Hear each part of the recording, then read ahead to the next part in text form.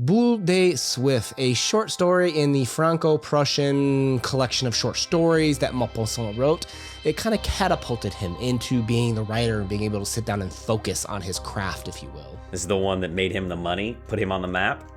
Well, to retire to write, right? Because he had served in 1870 through 71, and I think he writes realism really well. I think he gets people. Oh, he definitely gets people. He gets the core of how we are terrible. And this story proves that we are a terrible species to each other, especially to each other. I hate this story. Oh, it's so good. Yeah, we'll get into that. So what I like about the beginning is we start out in Rouen, and I figure for plot and discussion, we'll just kind of go through it together at the same time. But the plot doesn't open up on characters, right? It's how's this town reacting to war, right? You've got this town that's getting ready to be preoccupied.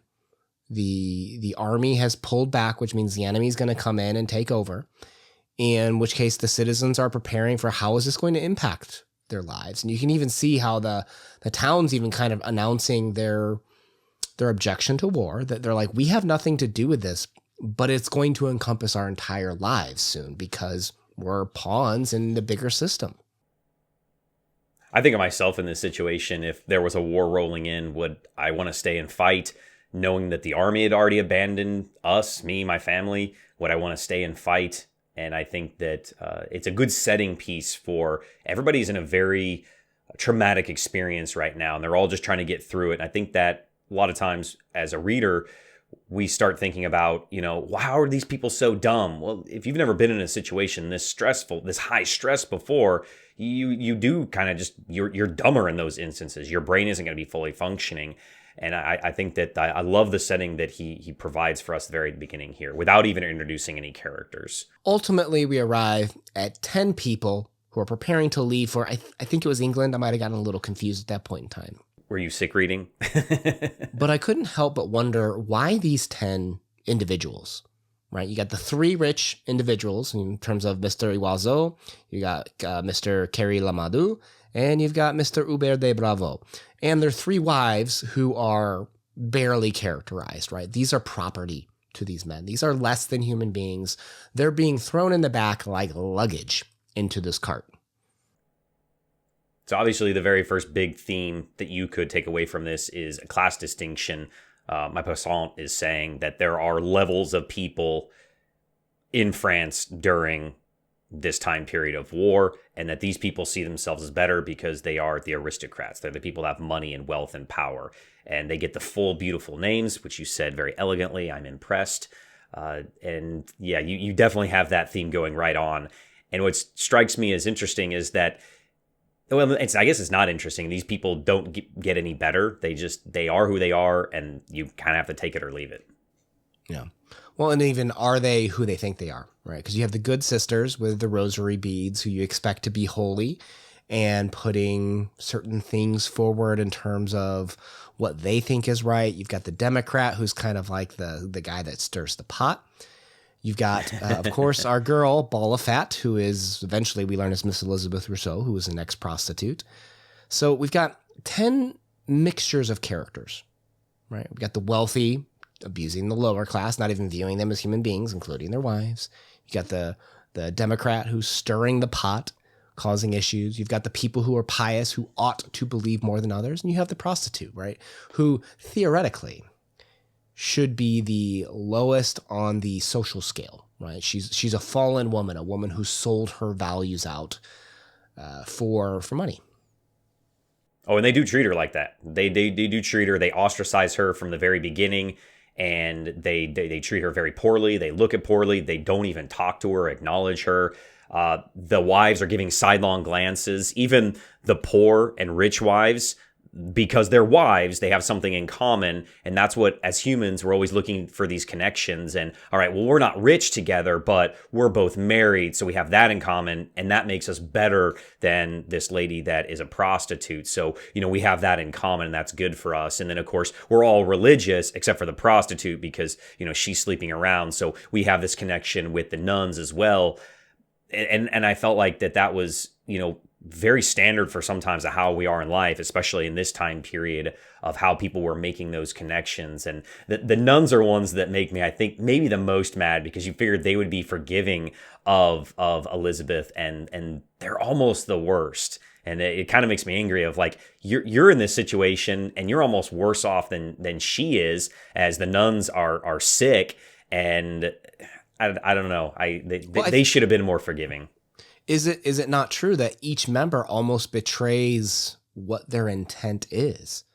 Because the wealthy men, are they really actually good businessmen? Because they leave through the snow, and it's like the first big conflict is, we brought no food. We thought we would just trade for things along the way. And then as they're going along the way, nobody's willing to trade with them. Like, these men are already failing at thinking ahead and knowing like their resources and how to bargain. So they're failing at being business leaders to begin with. I don't think that's their fault. I think that, one, you're in a stressful situation.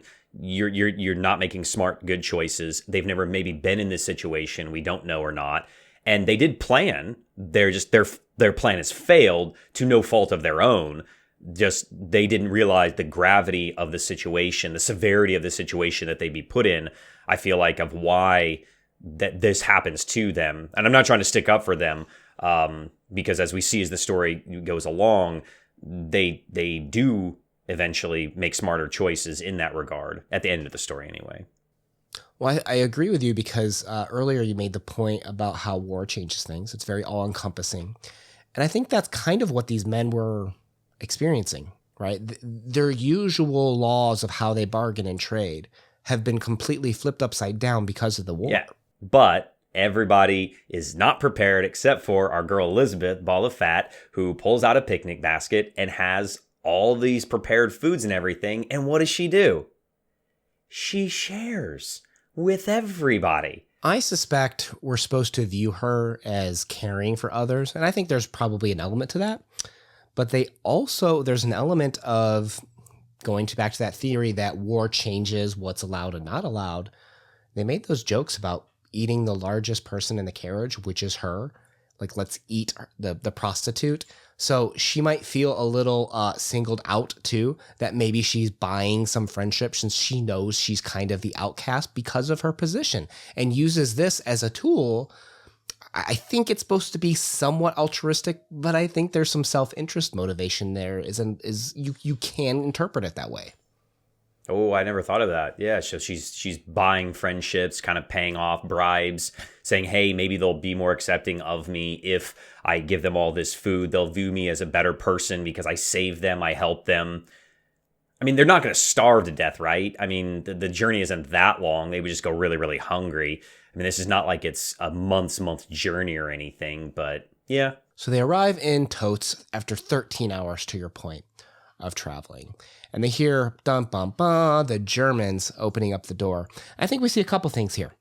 In terms of the order that they get out, even though Elizabeth is the closest, she's the last to get out. Right? She wants to be the one that opposes the enemy the most. She's the one that actually saw the enemy at the gates and tried to have them, they're trying to lodge with her, and that's why she left.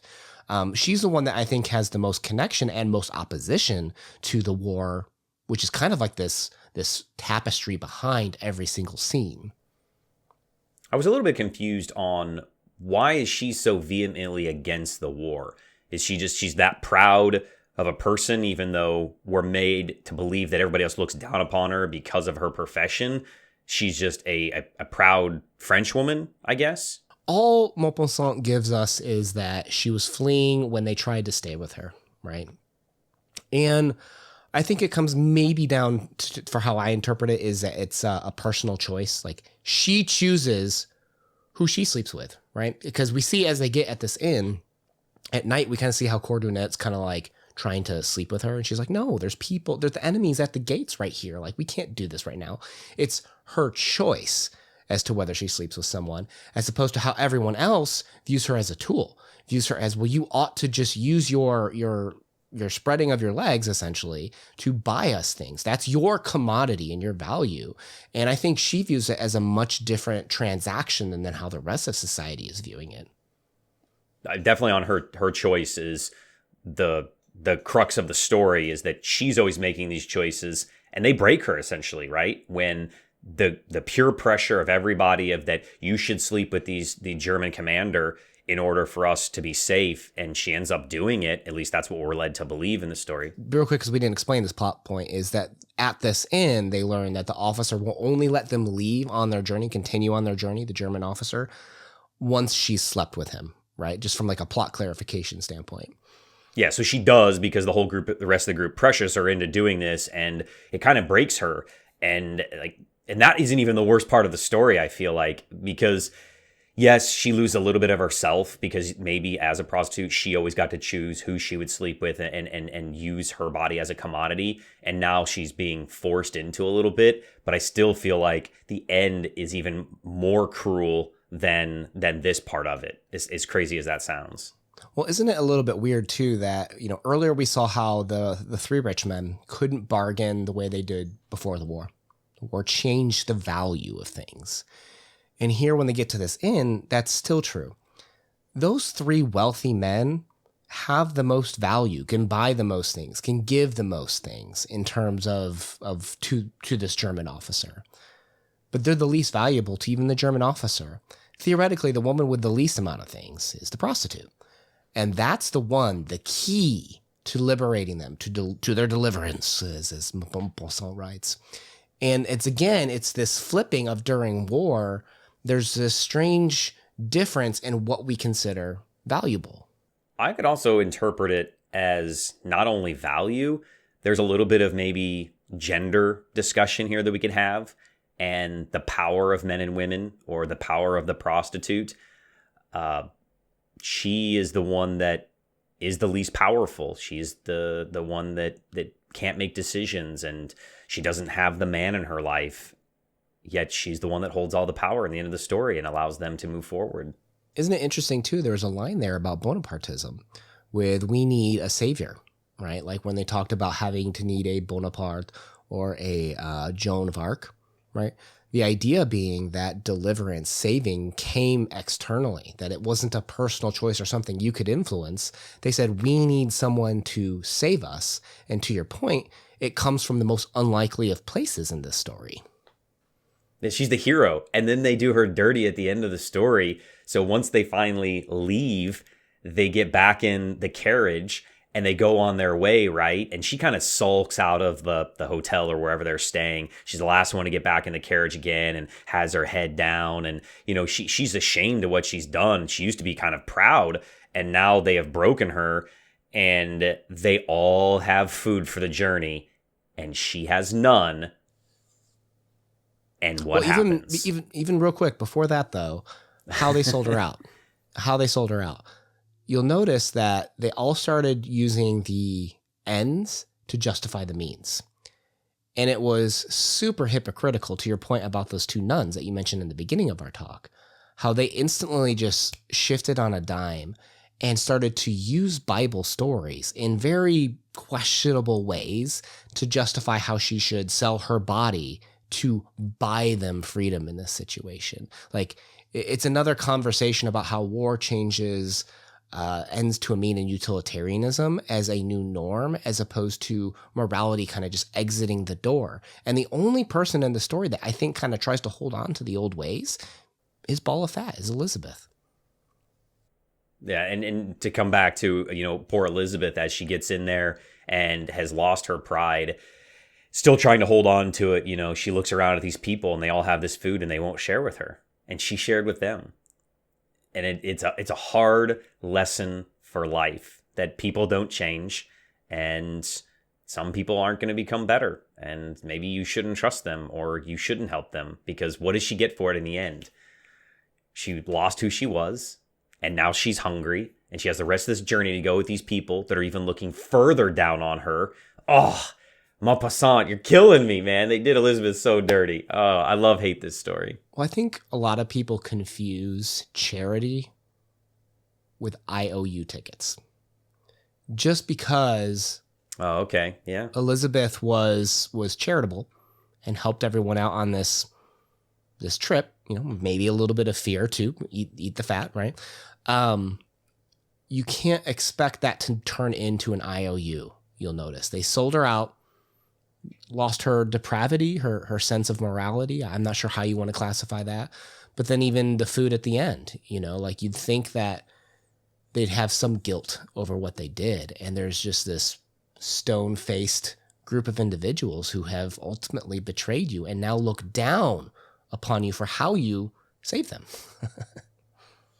Man, people are the worst.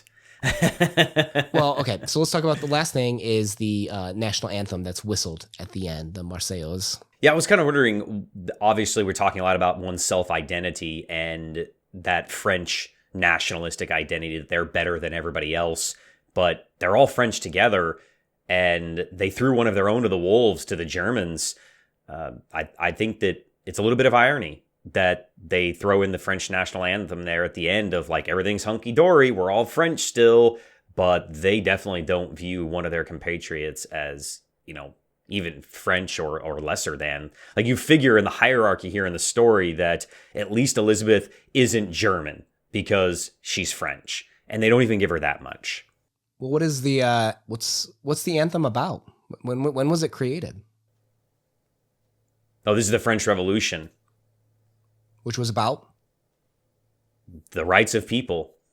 Yeah, overthrowing the monarchy and gaining rights and having the freedom of choice and food. They were starving and... Well, hang on. We just hit a lot of points there, right? Yeah. Never giving up. So who is the only character that never gave up in this story? Elizabeth. Okay. Having food. Who's the character that had food in the beginning of the story and shared it as opposed to others that had food and wouldn't share, a.k.a. the distribution of food? Who's the only one that kind of saw the distribution as the right thing to do? Elizabeth. Okay. The true patriot. The one that left because she was French. Now, who are the ones that were looking for deliverance from Bonaparte, from Joan of Arc, versus who was the one that was actually fighting in this situation? The first estate upper class. The rich No. I mean, in this story, who was the character that was actually fighting as opposed to just giving in and hoping for saviors? Oh, the Democrat. Well, Elizabeth, she was the one that... No, Elizabeth, she was the one that was fighting for everything. The Democrat almost did nothing. He filled his role of like, he was supposed to stir the pot, and he didn't even really stir the pot that much. Elizabeth was the only one that fought for things, more or less. Okay, yeah, indirectly, okay, I can see that. So to me, the national anthem, about what it stands for in terms of that wealth share, the inequality of imperialism, I guess, in a sense. I'm not choosing the right word here. The idea that the monarchy aren't given the right that anyone could to do good, to always keep fighting. Elizabeth stood for all those values, but she's the one that was sold out at the end. And I wonder if Cordunet was whistling that almost as like an ironic turn, that she sold out all of her values for naught. And in history as well, to kind of go down that avenue a little bit, is in the actual Tennecourt oaths and when all of this takes place in the French Revolution, women aren't included, and they have to write their own rights for women and the citizen, and they have to try to push for this as well. And you see the same thing kind of happening here for Elizabeth. So Maupassant, man, he's a great historian, weaving all this inside of his story. It's beautiful. Maupassant is a great writer. We'll leave a playlist of other talks of his down below. Appreciate you spending some time with us. Please feel free to subscribe. Ona out. Peace.